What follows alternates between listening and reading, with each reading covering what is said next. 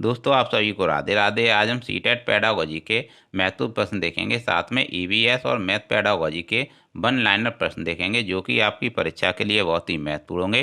तो स्टार्ट करते हैं। विद्यार्थियों की प्रशंसा की जानी चाहिए एकांत में, अलग से, लोगों के बीच या व्यक्तिगत रूप से। इसका राइट आंसर है लोगों के बीच। विद्यार्थियों की प्रशंसा लोगों के बीच की जानी चाहिए। अगला प्रश्न देखेंगे। निम्नलिखित में से क्या उस खांचे या रेंज को सूचित करता है जिसके भीतर किसी योग्यता या गुण के लिए किसी व्यक्ति के प्रवीणता स्तर का फैसला किया जाता है। दोस्तों इसका राइट आंसर है ग्रेड के आधार पर किसी व्यक्ति के प्रवीणता स्तर का फैसला किया जाता है। अनुसंधान से पता चलता है कि हमारी पढ़ाई का कौन सा हिस्सा दृश्य और श्रवण अंगों के माध्यम से ग्रहण किया जाता है। दोस्तों इसका राइट आंसर है 85% हिस्सा दृश्य और श्रवण अंगों के माध्यम से ग्रहण किया जाता है हमारी पढ़ाई का। वर्ग कक्षा के माहौल में एक सकारात्मक पढ़ाई वातावरण स्थापित और मजबूत करने के अधिकार को निश्चयात्मक अनुशासन बढ़ावा नहीं देता है, बढ़ावा देता है, से कुछ लेना देना नहीं होता है, की जरूरत नहीं होती है। दोस्तों इसका राइट आंसर है बढ़ावा देता है। निश्चयात्मक अनुशासन बढ़ावा देता है। जब किसी शिक्षक पर प्राधिकारी हावी होते हैं या उसे अन्य कार्य करने के लिए विवश किया जाता है तो उसकी क्षमता कई गुना बढ़ती है, घटती है, अंशतः बढ़ती है, अप्रभावित रहती है। दोस्तों इसका राइट आंसर है घटती है।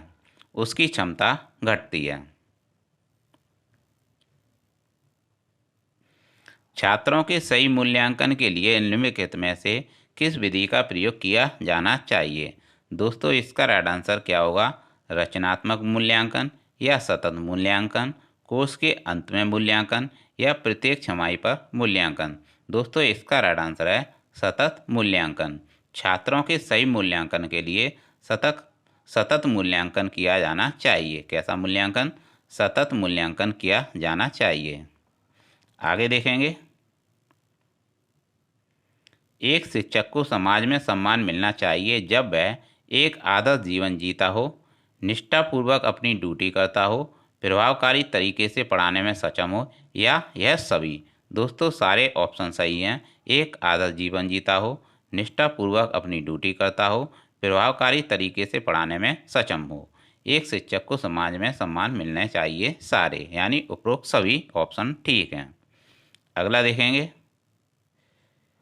निम्नलिखित में से किसे आप अधिगम की सबसे उचित परिभाषा मानेंगे? दोस्तों अधिगम की सबसे उचित परिभाषा क्या है?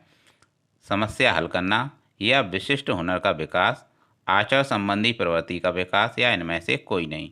दोस्तों इसका राइट आंसर है इनमें से कोई नहीं। इनमें से कोई ऑप्शन नहीं है जो कि अधिगम की सबसे उचित परिभाषा बता सके। दोस्तों कोई व्यक्ति एक प्रभावकारी तरीके से एक हुनर कैसे सीख सकता है? अवलोकन करके, सुनकर, पढ़कर, या खुद करके। दोस्तों इसका राइट आंसर है खुद करके। कोई व्यक्ति एक प्रभावकारी तरीके से खुद करके एक हुनर सीख सकता है। अगला प्रश्न देखेंगे। वर्णमाला की पहचान वर्ष की आयु में शुरू होती है। दोस्तों इसका राइट आंसर है 3 वर्ष की आयु में शुरू होती है वर्णमाला की पहचान। अगला प्रश्न देखेंगे। विद्यार्थियों में सामाजिक विकास विकसित करने हेतु एक अध्यापक को चाहिए कि वह जाने विद्यार्थियों के व्यक्तिगत रुचियों को, विद्यार्थियों की शारीरिक विकास को, विद्यार्थियों के सभी पक्षों को, या विद्यार्थियों के कार्य निष्पादन को। दोस्तों इसका राइट आंसर है विद्यार्थियों के सभी पक्षों को। विद्यार्थियों में सामाजिक विकास विकसित करने हेतु एक अध्यापक को विद्यार्थियों के सभी पक्षों को जानना चाहिए। शब्द आइडेंटिकल एलिमेंट्स जिसका अर्थ है समान तत्व निम्न में से गहन संबंध रखता है।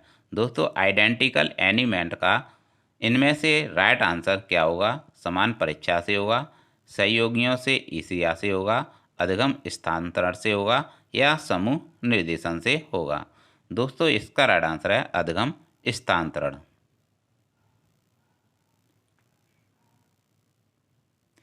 स्फूर्ति अवस्था कहा जाता है? शैशवावस्था को, किशोरावस्था को, प्रौढ़ावस्था को या बाल्यावस्था को? दोस्तों इसका राइट आंसर क्या होगा? इसका राइट आंसर है दोस्तों बाल्यावस्था। स्फूर्ति अवस्था को बाल्यावस्था कहते हैं।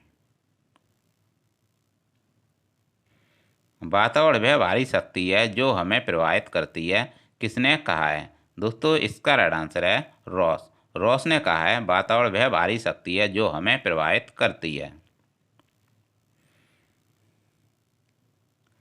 संवेदना ज्ञान की पहली सीढ़ी है, यह कथन किसने दिया है? दोस्तों इसका राइट आंसर है संवेदना ज्ञान की पहली सीढ़ी है। तो यह कथन किससे संबंधित है?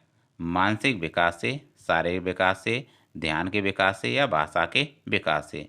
तो दोस्तों इसका राइट आंसर है मानसिक विकास। संवेदना मानसिक विकास के ज्ञान से संबंधित है। मानव विकास के संबंध में कौन सा कथन गलत है?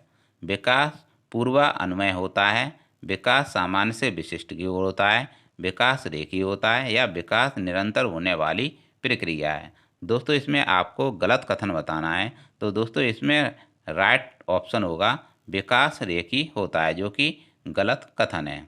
तो इसका राइट आंसर है विकास रेखीय होता है, जो कि यहाँ पर आपसे पूछा था कथन गलत बताना है। तो कथन गलत कौन सा है? विकास रेखीय होता है। अगला देखेंगे, शारीरिक विकास का क्षेत्र स्नायु मंडल, मांसपेशियों में वृद्धि, एंडोक्राइन ग्लैंड्स या उपरोक्त सभी? दोस्तों इसका राइट आंसर होगा शारीरिक विकास का क्षेत्र कैसा होता है? स्नायु मंडल, मांसपेशियों में वृद्धि, एंडोक्राइन ग्लैंड्स। तो ऑप्शन सारे उपरोक्त सभी हैं। शारीरिक विकास का क्षेत्र उपरोक्त सभी है। आगे देखेंगे, निम्न में से कौन सा वंशानुक्रम का निकाय नहीं है? दोस्तों इसका राइट आंसर क्या होगा? इसका राइट आंसर है अवप्रेरणा। अवप्रेरणा वंशानुक्रम का निकाय नहीं है।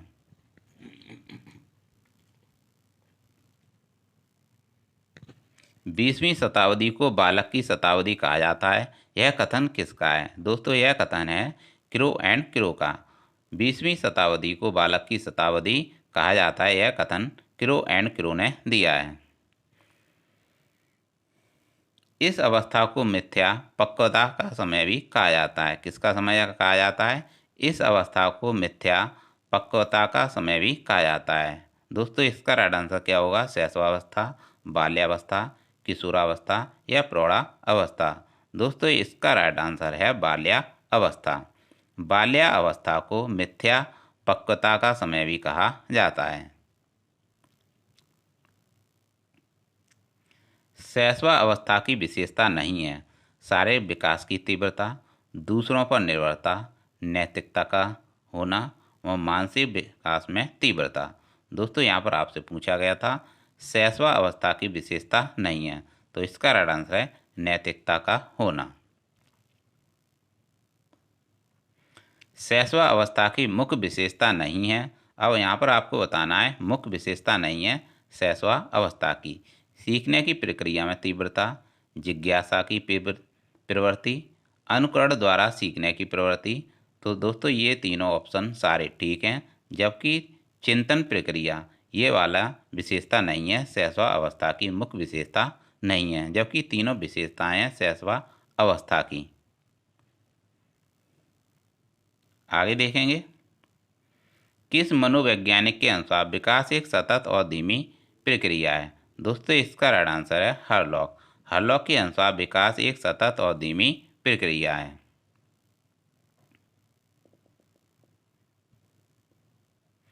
बिग व हेड की विशेषताओं को सर्वोत्तम रूप से व्यक्त करने वाला एक शब्द है परिवर्तन। परिवर्तन शारीरिक, सामाजिक और मनोवैज्ञानिक होता है। दोस्तों इसका राइट आंसर है किशोरा अवस्था। किशोरा अवस्था बिग व हेड के किशोरा अवस्था की विशेषताओं को सर्वोत्तम रूप से व्यक्त करने वाला एक शब्द है परिवर्तन। तो यहाँ पर इसका राइट आंसर है किशोरा अवस्था। मानव विकास कुछ सिद्धांतों पर आधारित है, निम्न में से कौन सा मानव विकास का सिद्धांत नहीं है। दोस्तों इसमें से इसका राइट आंसर है, इसका राइट आंसर होगा या फिर निरंतरता, अनुक्रमिकता, सामान्य से विशिष्ट या प्रतिवर्ती। दोस्तों इसका राइट आंसर है प्रतिवर्ती। मानव विकास कुछ विशेष सिद्धांतों पर आधारित है। निम्न में से कौन सा मानव विकास का सिद्धांत नहीं है? प्रतिवर्ती मानव विकास का सिद्धांत नहीं है। निचली कक्षाओं में खेल पद्धति मूल रूप से आधारित है। किस पर आधारित है? दोस्तों इसका राइट आंसर क्या होगा? विकास एवं वृद्धि के मनोवैज्ञानिक सिद्धांत पर आधारित है। तो दोस्तों इसका राइट आंसर है विकास एवं वृद्धि के मनोवैज्ञानिक सिद्धांत पर आधारित है निचली कक्षाओं में खेल पद्धति।